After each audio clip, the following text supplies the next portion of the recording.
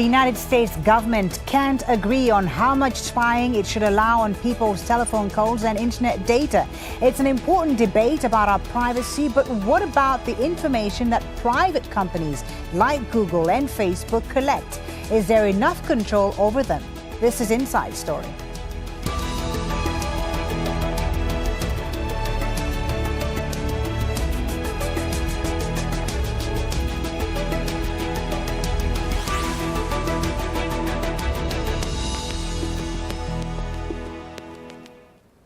Hello and welcome to the program. I'm Fuli Batibo. On Saturday, the U.S. Senate rejected a bill that would have prevented some spy agencies like the NSA from collecting vast amounts of our private data. The senators plan to hold another vote on the 31st of May, but the government is divided on how to monitor not just U.S. citizens, but people abroad too. In a moment, we'll speak to our guests about that, as well as whether there are enough limits on private companies. But first, Al Jazeera's Patty Colhane has more on what's next in the U.S.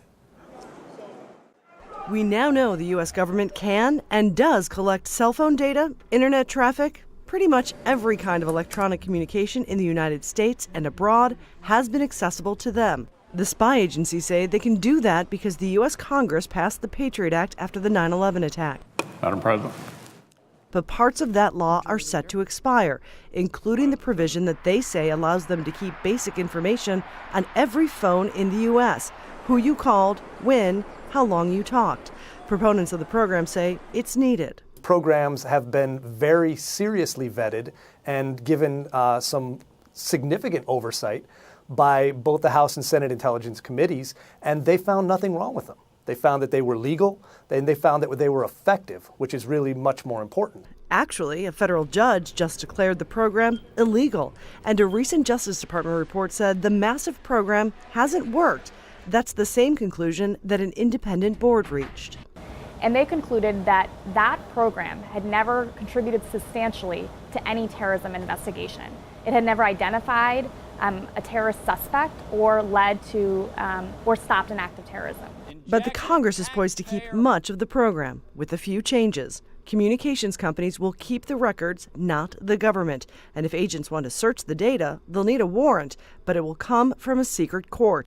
They will also have to be more specific in the scope of the search. Some civil liberties groups say it doesn't go far enough. The conversation about mass surveillance, for instance, particularly has proven controversial with regard to internet spying and undermining encryption and engineering zero-day vulnerabilities, basically undermining internet security for everyone. Those concerns aren't reflected at all in the USA Freedom Act. Thanks to the leaks by former government contractor Edward Snowden, the world now knows the scope of U.S. surveillance. They'll soon find out how much the Congress is willing to do to change it. Patty Colhane, Al Jazeera, Washington.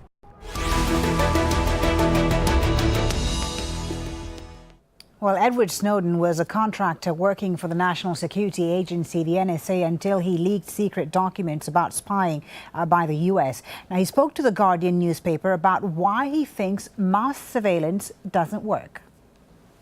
We know these programs don't help mitigate terrorism. In the United States, we had programs appointed by the White House, 2 different independent panels with access to classified information that looked at these programs and found that in not a single case had mass surveillance produced information that made a concrete difference in any terrorism investigation. We know in the Charlie Hebdo attacks, we know in the attacks in Australia, we know in the attacks in Canada, all of these individuals were known to government in advance of the attacks. It wasn't the fact that we weren't watching people enough. It was the fact that we were watching people so much that we did not understand what we had. The problem is that when you collect it all, when you monitor everyone, you understand nothing, and that has to change. Well, let's now bring in our guests for today's Inside Story. In Vail, Colorado, in the U.S., Glenn Carl, former Deputy National Intelligence Officer for Transnational Threats at the CIA. In Warsaw, Poland, Katarzyna Chmielewicz, co-founder and president of the Panopticon Foundation, a Polish NGO that protects rights in the surveillance society. And in Chamonix, France, we have Robert Pritchard, Associate Fellow at the Royal United Services Institute and founder of the Cybersecurity Expert. Thank you all for being on Inside Story. Glenn in Colorado, if I may start with you. As our report mentioned, a recent U.S. Justice Department report found that the data collection program hasn't really worked, that it hasn't really contributed to any terrorism investigations. So why this reluctance in the U.S. today to reform the NSA's intelligence gathering program? The reluctance, of course, all issues are political, and politicians bring to the positions that they defend or advocate their political philosophies. And so you have an argument among the Republicans between libertarians and national security experts. The Democrats, a third party in this, are more concerned, broadly speaking, with civil liberties and then the efficacy from a realistic perspective of the measures taken. That's why the measures haven't, the revised Patriot Act, we'll call it the Liberty Act, I think it's called the Freedom Act, has not passed or is still hung up in discussions. I'm no friend of or supporter of Edward Snowden, actually, but on this point, I agree with him in substance that it's been well shown by a number of analyses and studies that the program has not materially contributed to stopping any terrorist attack. That said, the revised approach that provides the capability or potential to use these capabilities against people for whom there is a warrant, I think is a well-considered approach. There are people trying to cause harm to American individuals and government, and with the appropriate legal authorities, the national security establishment should be able to take a look at them. So I support the revised policy that's okay. Because that was going to be my question to you. As a former CIA officer, do you think this bill will lessen the power of the federal government to keep people safe? Framed that way, I would say the answer is no. It will not lessen the power. As I said, the Patriot Act has been shown to be a pretty broad brush measure collecting data that has not led to material success in any terrorist case, contrary to the claims that have been made for years, but the studies show that that is simply not the case. Having the capability, nonetheless, is potentially an important thing. I know from firsthand experience that telephone taps, if they're legally done with a warrant and so on, can be very useful in a terrorist case, an intelligence operation, law enforcement operation, when the authorities seek authorization from a separate entity and are not judge, jury, and hangman themselves. So the revisions, I think, are a step forward. Okay, interesting. Well, let's bring in Katarzyna in Warsaw now. Katarzyna, in the European Union, unlike in the United States, privacy is an explicit human right. It's included in the European Convention on Human Rights. Tell us about the current legislation surrounding what data European governments should be allowed to collect and what they can do with this data. Indeed, in Europe, we have stronger protections for Europeans, so to say, our own citizens, that prevent mass surveillance from happening. In most of the countries, mass surveillance in the format applied by National Security Agency would not be legal because access to content of communication usually is restricted by the court order, and only with a court order can police or secret services access the content of our conversations. With metadata, so the data about with whom, from where, with what device we communicate, it's much less strict. So with regard to this data, we can actually expect secret services and police to grab data without any control. So the legal framework is different depending on the type of data. But one thing remains the common problem. We have no existing international safeguards against our secret services using data collected by American counterparts against European citizens. Right. So regardless of the European framework, because the foreigners are not protected equally as citizens, there is a high risk of circumventing the existing laws in order to collect more than would be legal in our countries. And this is what is happening happening right now with the NSA. And there has been also the issue, of course, of the spying between the collaborations between the spy agencies in Europe and those that in the United States, like has been the case of Germany. I'll talk about that in just a minute, but I want to bring in Robert in Chamonix. Robert, how are the developments in the U.S. Being seen on the other side of the Atlantic? Edward Snowden's revelations, of course, 2 years ago were met with furor in the European Union. Do you think things have changed since those revelations in Europe? Has there been any changes in legislation and data security? I don't know that there have been changes in legislation. There haven't been changes in legislation in the UK, which is the jurisdiction I'm most familiar with. I think some of the initial outrage from political parties in Europe over NSA spying was somewhat diminished when it was revealed by further Snowden documents that a lot of the spying is done with the collaboration of local intelligence agencies. Right. So the NSA works very closely, as has been revealed, with the German intelligence agencies, for instance. And so I think it's clear that whilst people were shocked that Europeans may have been spied upon, it clearly wasn't the case that if there was a US intelligence agency acting unilaterally. And interestingly also, I mean, despite the outrage, it seems, Rob, that today in Europe, in places like France and other European countries, the surveillance state seems to be growing. Yeah, so France just passed fairly controversial legislation. Actually, I don't think necessarily controversial in France, but there has been sort of raised eyebrows in other parts of the world because of, in response to the Charlie Hebdo attacks, of course.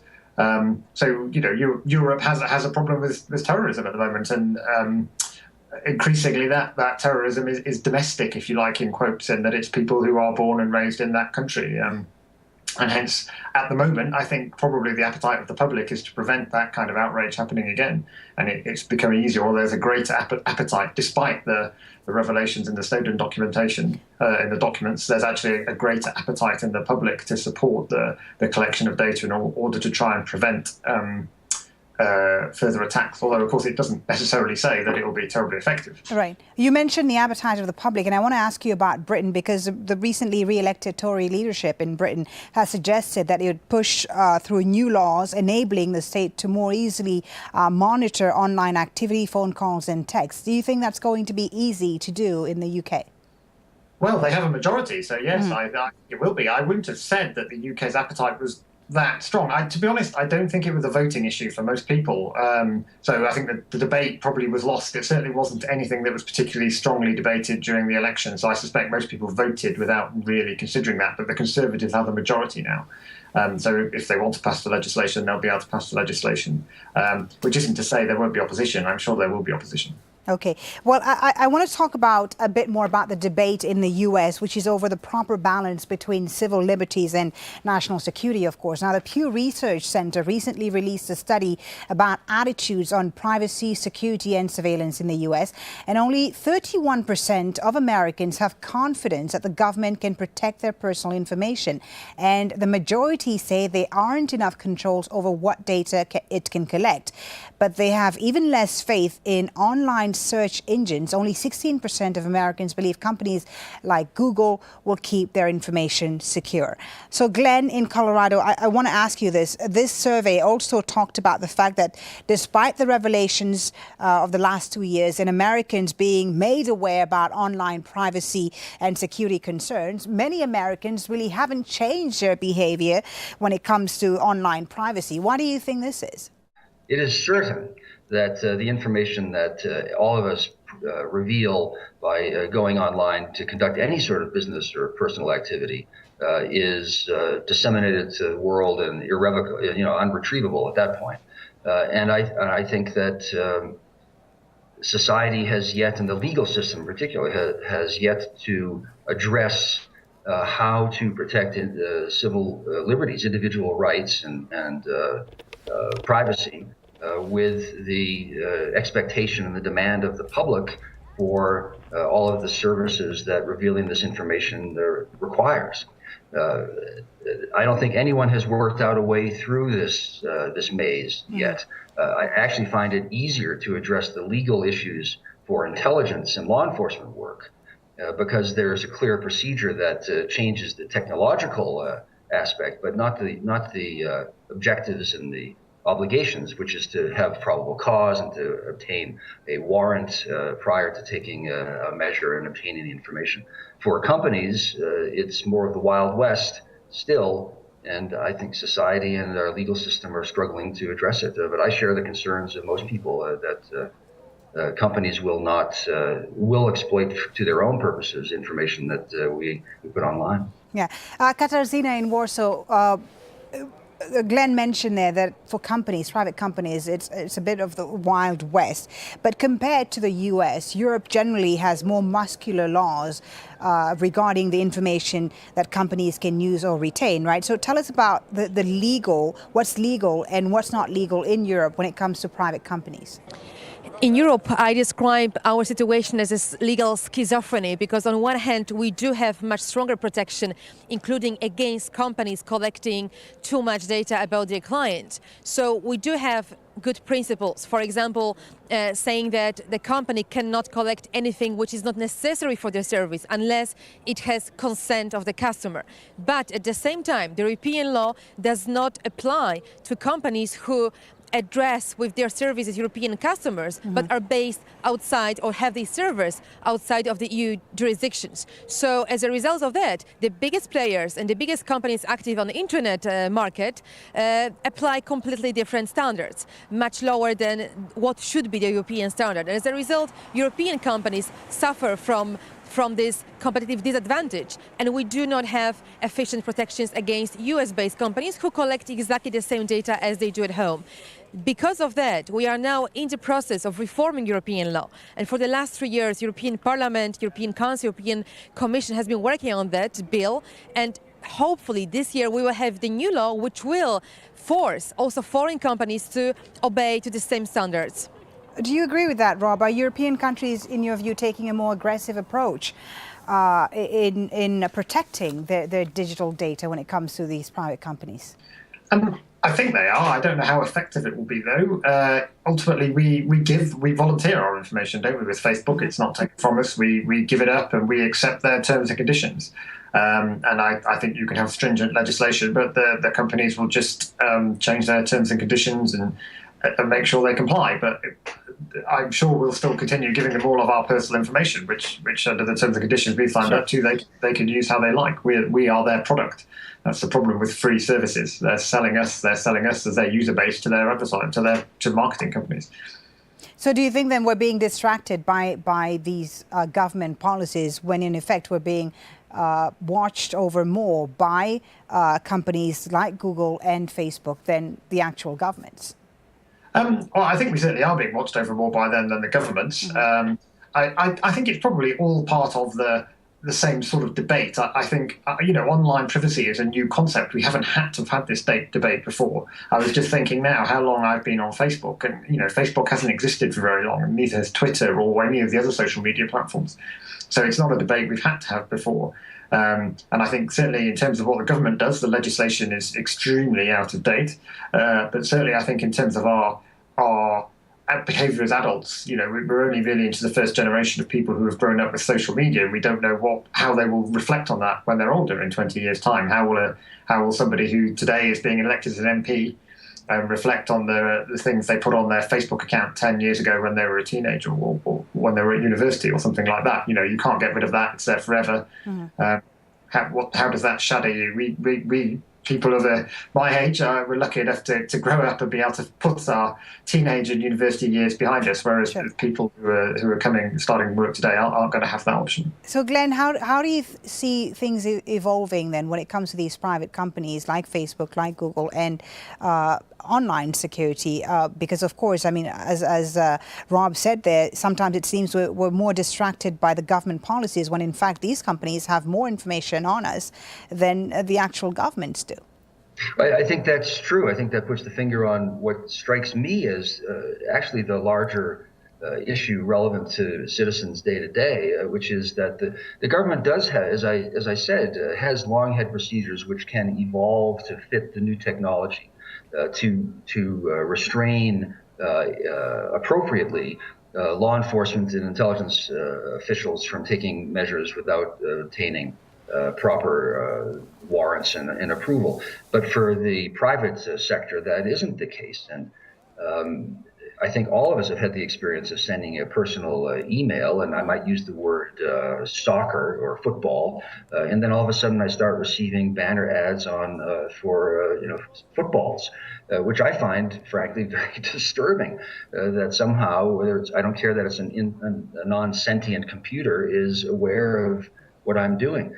I also find a clash between the younger generation, which seems to shrug its shoulders. This is anecdotal inference on my part, but to say, well, this is just what happens, with at the same time a growing sort of libertarian resistance to incursions into private space. How it plays out, I don't really know. I would anticipate, without staking my life on it, that the protections and procedures that constrain appropriately law enforcement authorities should extend to corporations progressively, so that citizens are not totally at the mercy of marketers. Katarzyna, in Warsaw, multinational companies like Google and Facebook, of course, hold vast swathes of data, and we've talked about some of the legal implications of this, and you mentioned that there are no international legal treaties on data surveillance. So what, in your view, is then the best way to control the information that private companies like Facebook and Google collect? What should be done? I do believe that we should start with curbing the corporate surveillance before we even discuss seriously curbing the state surveillance, because currently there is no doubt that state surveillance in a form of mass surveillance performed by US and, for example, Polish secret services would not be possible without vast amounts of data available from private companies. So we should start with limiting the possible collection of data on the part of the private companies. For example, applying European principle where you cannot collect more data than necessary for providing the service that the customer requested unless the customer agrees, and things like that. So the reform has to start with the private companies. And then the next step, of course, is limiting the possibility of taking this data without court and independent oversight. For example, in Poland, there is court oversight over using corporate data by Polish secret services if they access content of our data, like content of our emails. But there would be no court oversight over access of foreign agencies when it comes to Polish citizens and their data being stored by Facebook or Google. So there's a big loophole in protections when it comes to international cooperation of secret services and international access procedures. Yeah, a big loophole, you say. Rob, in Chamonix, you wrote an interesting piece about whether, security authorities are justified in demanding more cooperation from internet companies. What did you find about that? Do you think this could eventually work? In terms of demanding more cooperation? Yes. Well, I think the debate's been very one-sided. I want to be clear that I'm not somebody who thinks that we should just give everything up to the security services, but I do think the debate has been cast very one-sided, and it's not as if, we suddenly, the ability to have a private conversation between two people at a distance has never really been viable until very recently. Letters could always be opened, and telephone communications were always subject to intercept. And so I think, we've got to the point where we have companies that are offering services, communication services, and I don't think it's unreasonable that governments and governments of democratic countries expect that those services comply with what has sort of been the historic norm, in that they can provide that data if a warrant is provided. Obviously, that's very challenging when all these companies, I'm using Skype to talk to you now, which is a US-based company, but there are lots of other means I could be talking with companies based in different countries. So I think it's really challenging, because obviously if Google agreed to cooperate as a US company, cooperate with the UK, what's to stop them cooperating with governments in countries that might not be democratic? Still handing over the same information. So it's difficult, and I don't quite know what the answer is. But I do think at the moment the debate is very one-sided, and it's mostly been done in the in the pages of newspapers that have published the published the Snowden reports Okay. with a view to making a point rather than really encouraging debate, I think. A lot of challenges ahead, as you say. Thank you so much for an interesting discussion. Glenn Carl in Colorado, Katarzyna Śmielewicz in Warsaw, Poland, and Robert Pritchard in Chamonix, France. Thank you all for being on Inside Story today. And thank you as well for watching. We'd like to hear your thoughts on the program. Of course, you can get in touch with us on our program page at aljazeera.com. You can also post your comments at facebook.com/AJ Inside Story or tweet us at AJ Inside Story. From me, Fuli Batibo, and the whole team, thanks for watching. Bye for now.